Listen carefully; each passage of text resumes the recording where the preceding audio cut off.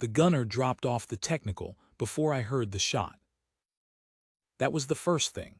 We were 300 meters from the vehicle, crouched behind a crumbled wall in the dirt outside Kamala Post, and I was watching through my spotting scope as a man swung a belt fed toward our egress route. Then his head snapped back and he was simply gone, folded over the side of the truck.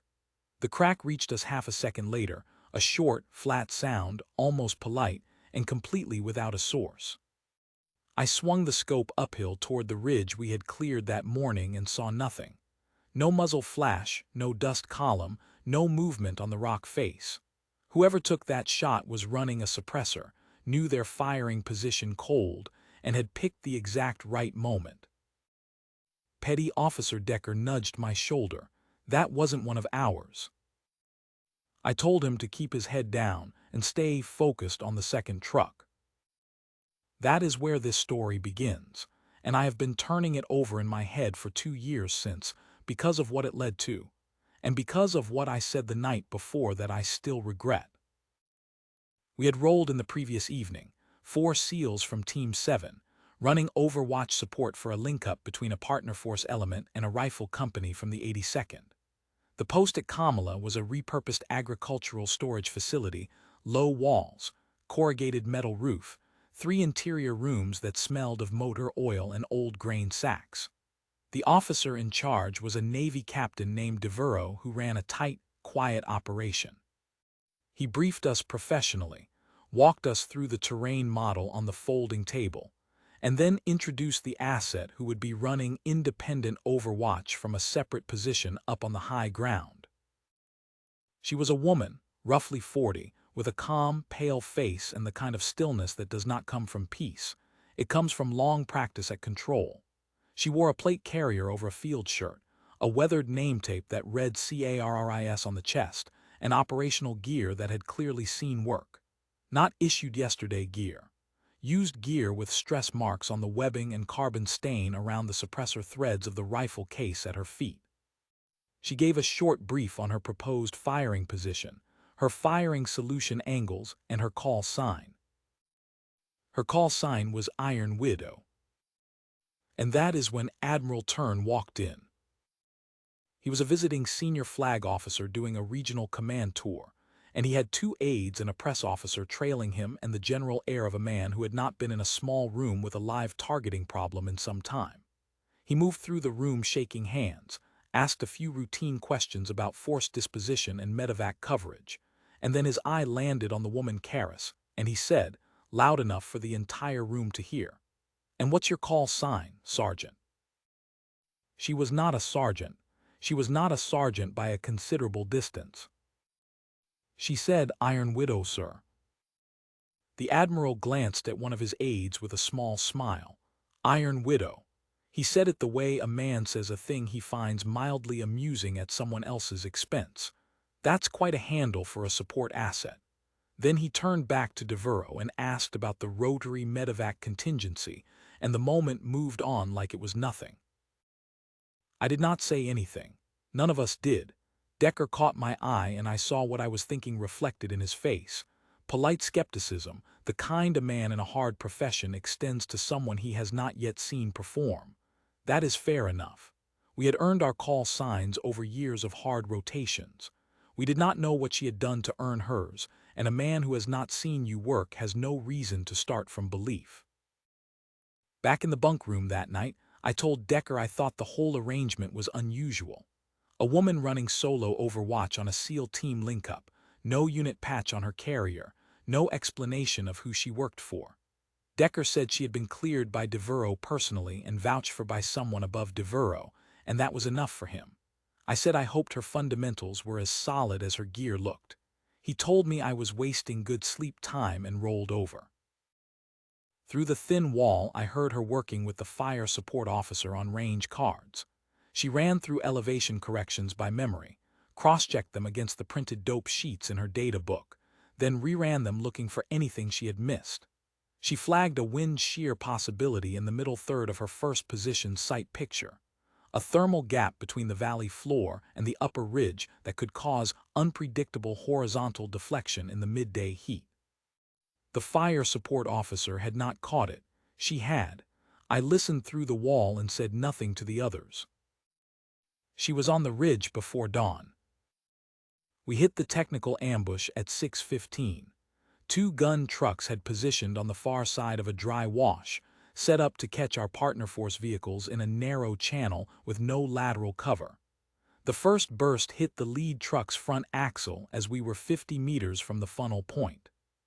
We broke left into a wadi, took cover behind the bank, and returned fire uphill, but the angle was wrong and the second technical was already moving, climbing a spur to the north to gain an elevated firing line. That is when the gunner dropped. A single round, no warning, no radio call preceding it. The second technical coasted to a stop against a boulder. Decker was on the radio trying to raise Karis for a position report, but she was already working a second problem. Two dismounts had split from the ambush site and were moving along a rock wall to our southeast, trying to flank our position. We tracked them through the scope, but the geometry from the wadi was impossible solid wall, then 8 meters of dead ground, then a gap of about 4 meters where each man would be briefly exposed before reaching the next wall. 4 meters, 2 seconds of exposure per man, at an estimated 500 meters of range. Not a comfortable window under any conditions, let alone field conditions with wind and thermals. The first dismount stepped into the gap and went down at mid-stride. The second man stopped. He did not advance and he did not retreat. He pressed against the far side of the wall and stayed there, making himself as small as possible. Over the net, Karis's voice came through even and unhurried. 2 movers, your 7 o'clock southeast wall. Hold position. Second mover is static. I have him if he moves. She held that for 6 full minutes. The second dismount stayed pressed against that wall while we redistributed our remaining ammunition, got a field wrap on Decker's forearm. He had caught a fragment in the initial break and maneuvered the partner force vehicles back out of the channel and onto the alternate route. When the second dismount finally ran, he ran east, away from our element, and Karis let him go without a shot. She reported his bearing calmly over the net and let the partner force handle the vector. We consolidated at the rally point. 3 enemy fighters down, our element intact with 1 minor casualty, the link-up delayed but completed before 900. Decker and I climbed to her position when the ground settled enough to move. She was already breaking down her rifle when we arrived. The precision platform was a long bolt action with a suppressor, a high-magnification variable optic, and a bipod that had been padded with insulation material to prevent metal contact with the rock and eliminate sound. Her data book lay open on a flat stone, each engagement logged in tight, precise handwriting. I looked at the ranges she had recorded and felt something shift in my chest. The technical gunner, 470 meters. The flanking dismount through the 4-meter wall gap, 512 meters. 512 meters through a 4-meter window on a man in motion. I asked her how long she had been doing work like this. She looked at me steadily with those gray eyes for a moment and said, "Long enough," and turned back to her packing. That evening, back at Kamala Post, the weather had not cleared and Admiral Tern was still on station. Captain Devereaux requested a formal after-action debrief and walked the Admiral through the morning's timeline. When he reached the Overwatch engagements, he paused and handed the Admiral a tablet with the full summary shot log, distances, time stamps, terrain conditions. The Admiral read it standing. He read it twice. Then Devereaux said, quietly, "Her classification file is on the following screen, sir, if you want the background on the call sign." The Admiral swiped forward. I was across the room and could not see the screen. What I could see was the Admiral's face, and it changed in stages, the brow drawing down first, then a stillness settling in, then his shoulders dropping an inch.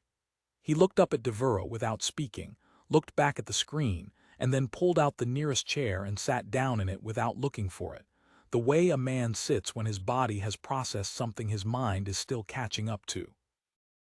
Nobody filled the silence. The room simply waited. Karis was at the far wall, refilling her water bottle at the hand pump, her back to most of us. The Admiral set the tablet on the table and stood up.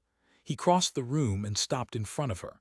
She turned around, water bottle in hand, and met his eyes without a word. He said, "I owe you an apology, Iron Widow." She said, "No apology needed, sir. The call sign, last night. I was looking at you and I did not see what I was looking at." She said, "Happens," and screwed the cap onto the bottle. He put his hand out and she shook it. And then, before he turned away, he drew himself to attention, briefly, precisely, one clean beat, and the two aides behind him looked at each other and said nothing. I do not know what was on that tablet. I never asked to see it and Devereaux never offered. What I know is what I saw with my own eyes that morning on the high ground above Kamala Post, the care of the firing position she had chosen, the preparation she had put into it the night before, the rounds she placed at distances that would have been demanding under range conditions, and were something else entirely in a live engagement with variables moving in every direction. She had not hurried. She had not announced herself. She worked through it with the same quiet precision she had brought to the data card the night before. One problem, then the next, then the one after that. Decker said something to me on the drive back that has stayed with me. He said, "She already knew what she was going to do before the first shot was fired. All that work the night before was not prep. It was her running the engagement in her head so there would be nothing left to figure out in the moment." He was right. We had watched her prepare and taken it for diligence. It was more than diligence. It was the kind of readiness where, when the situation arrives, the thinking is already done and what remains is only execution. The Admiral sat in that chair in Kamala Post for a long time after she walked out of the room. I looked over at him once, and he was staring at the table with the expression of a man revising something important. I knew what he was revising because I was revising the same thing. Iron Widow. That is a call sign you earn one way and one way only, and she had earned it a long time before the Admiral walked into that room and smiled at it.